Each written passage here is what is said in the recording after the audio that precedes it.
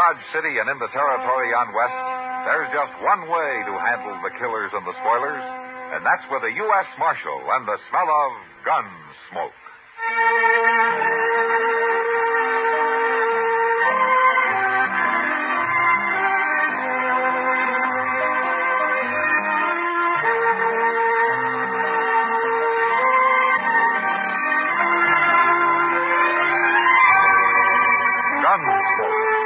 William Conrad, the story of the violence that moved west with young America, and the story of a man who moved with it.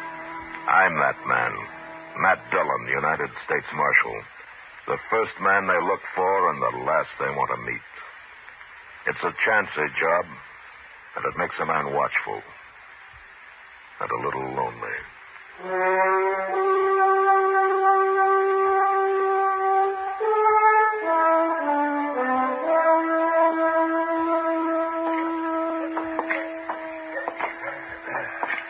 Nice day, Matt. The wind's gone down anyway.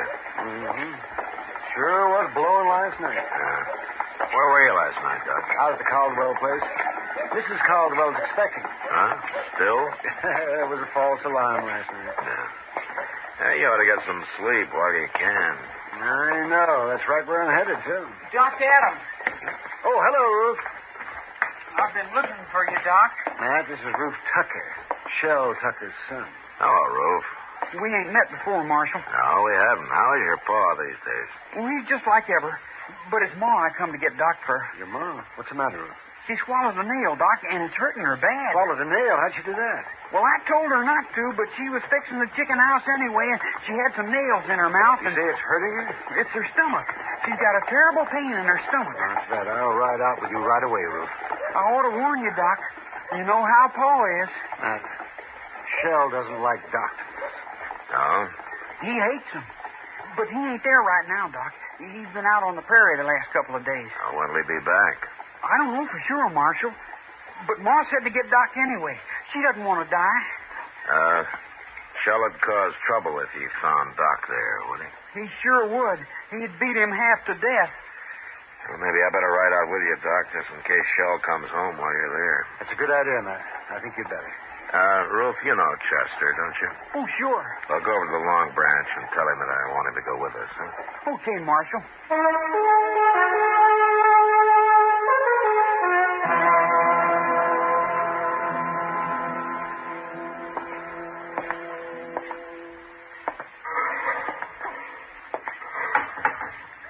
How is she, Mr. Dillon? I don't know, Chester. Doc's still working on her. Well, there ain't no sign of Shell, anyway. That's some help. What's the matter with a man like that, Mr. Dillon? Hating doctors the way he does?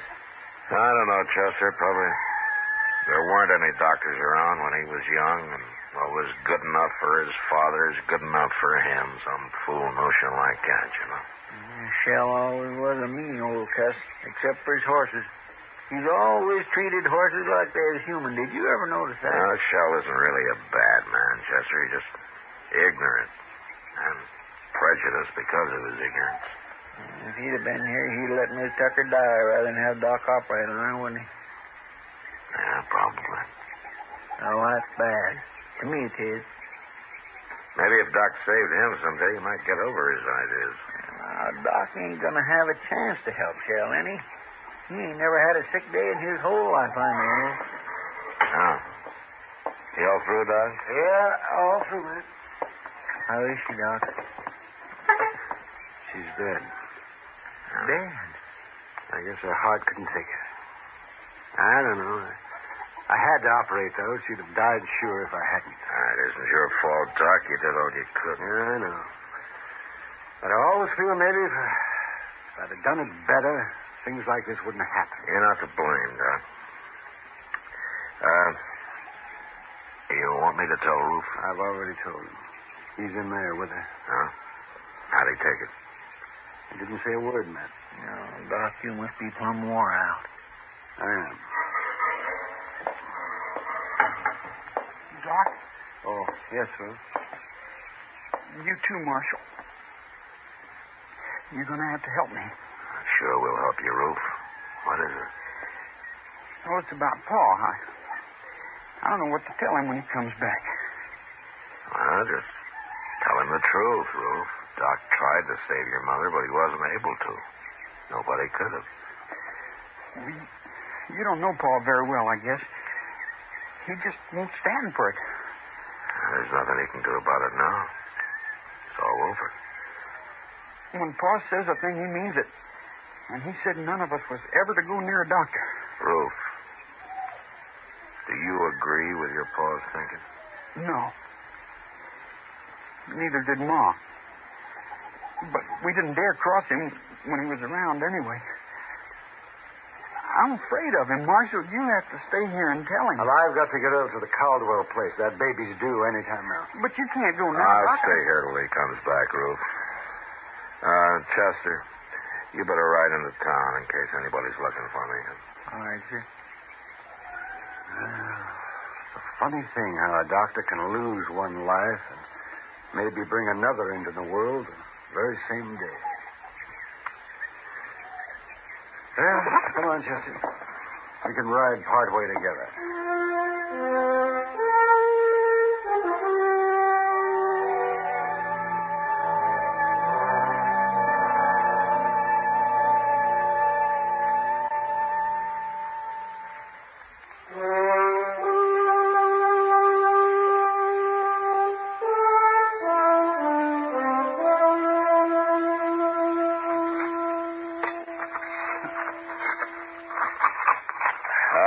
Do it, Ruth. I want her buried good, Marshal. How about a cross? You want to put a cross up? I'll let Pa decide that.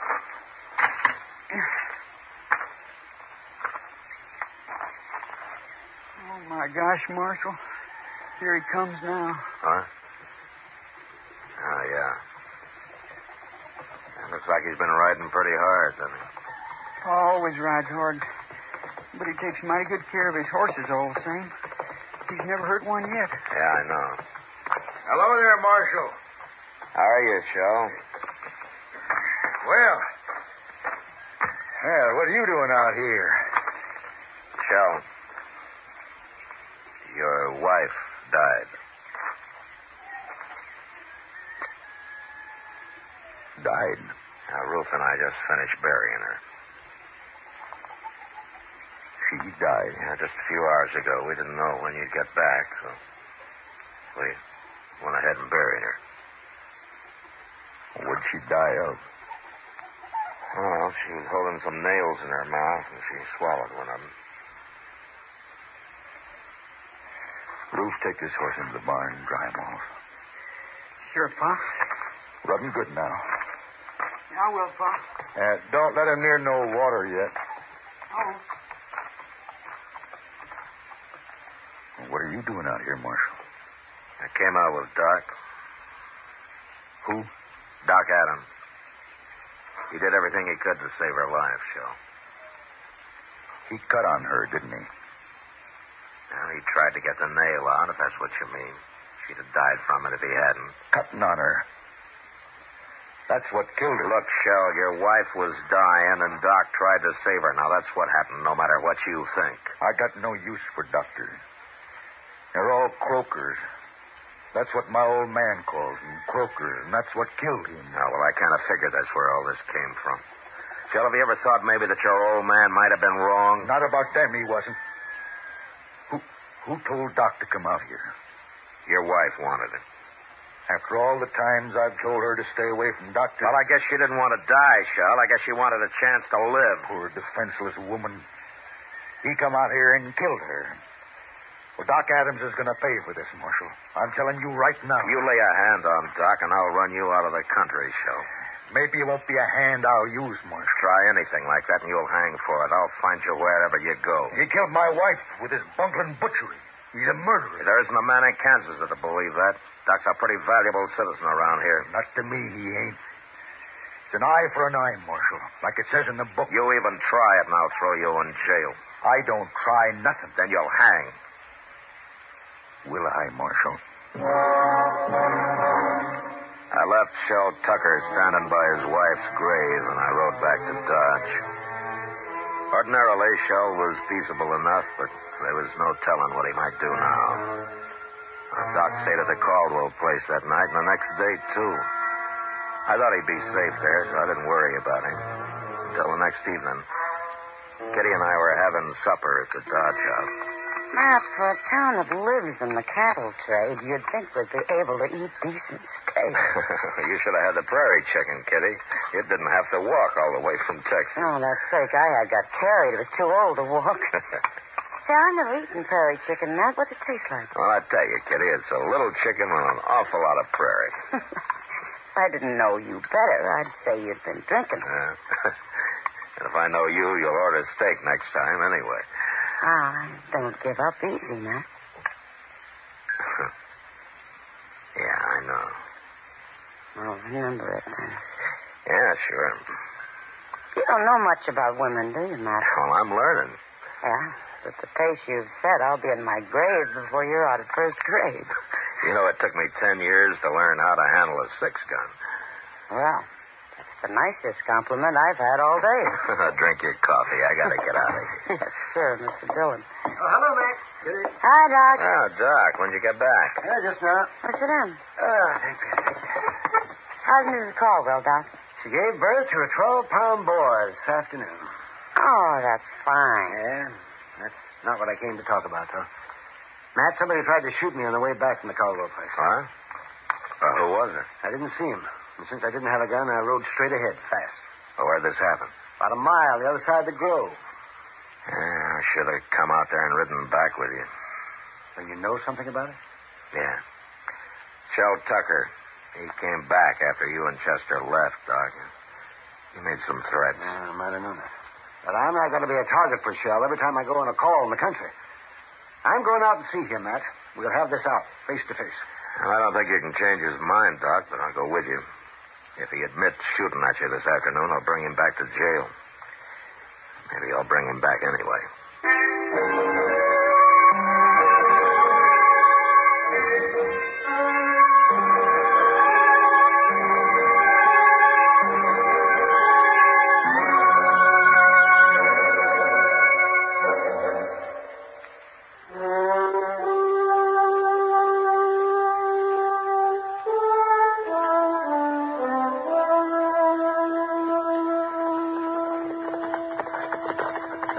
Somebody in the corral there, Matt. Yeah, it looks like Shell. Here's him and Ruth both. Now, let's leave them here. They'll stand.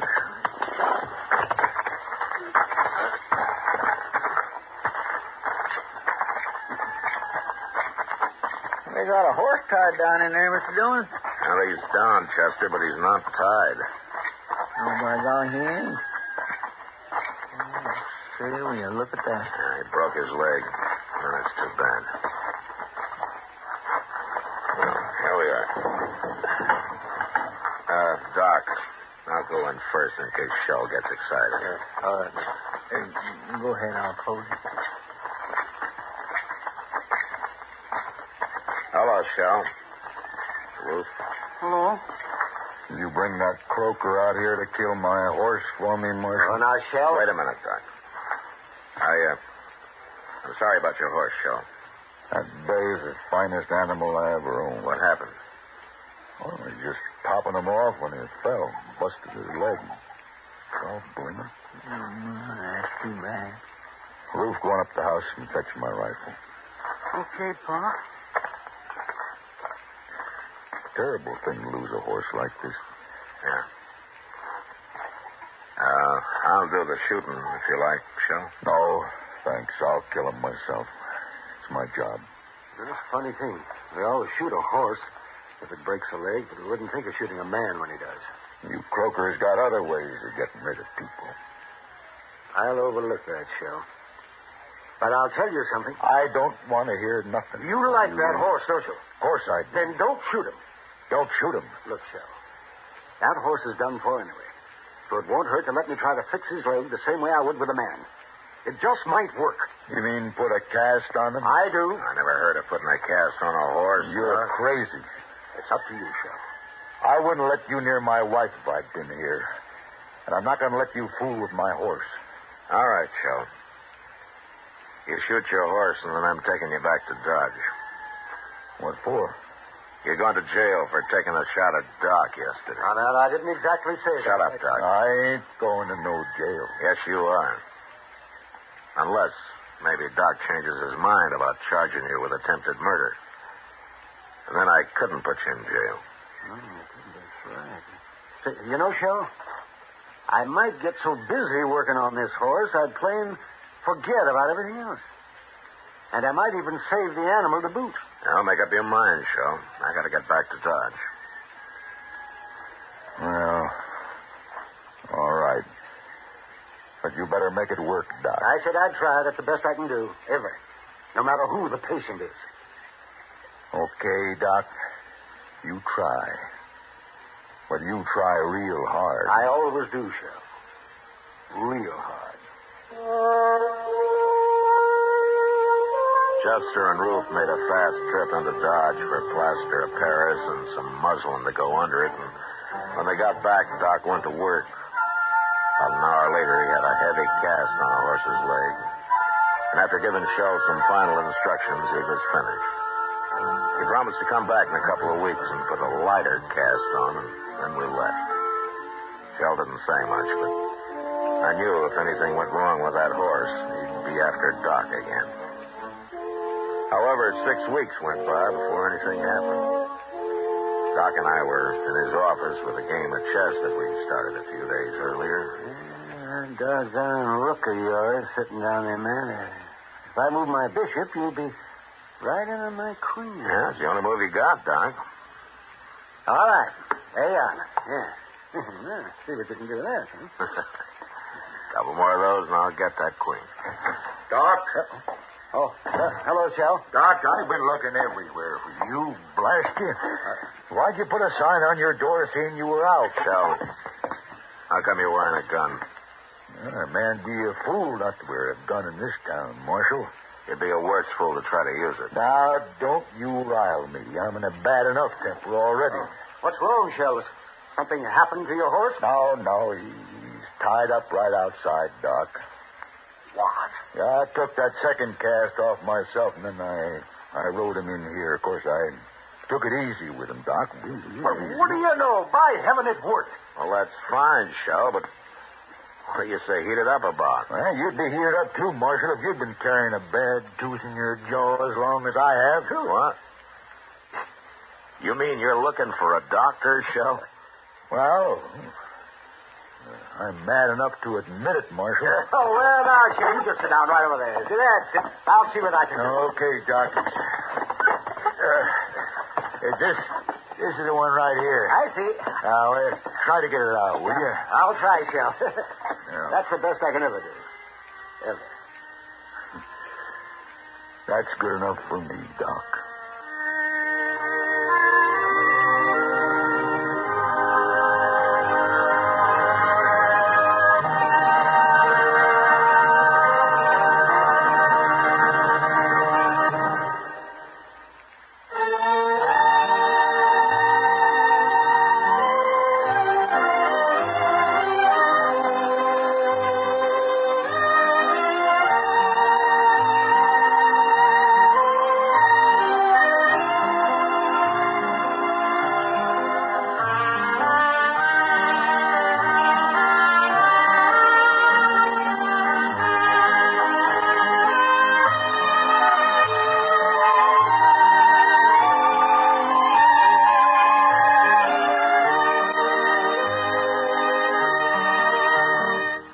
Gunsmoke.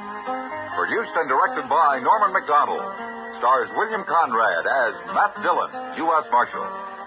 Featured in the cast were Parley Bear as Chester, Howard McNear as Doc, and Georgia Ellis as Kitty. George Walsh speaking. Join us again next week for another specially transcribed story on Gunsmoke. This is the United States Armed Forces Radio and Television Service.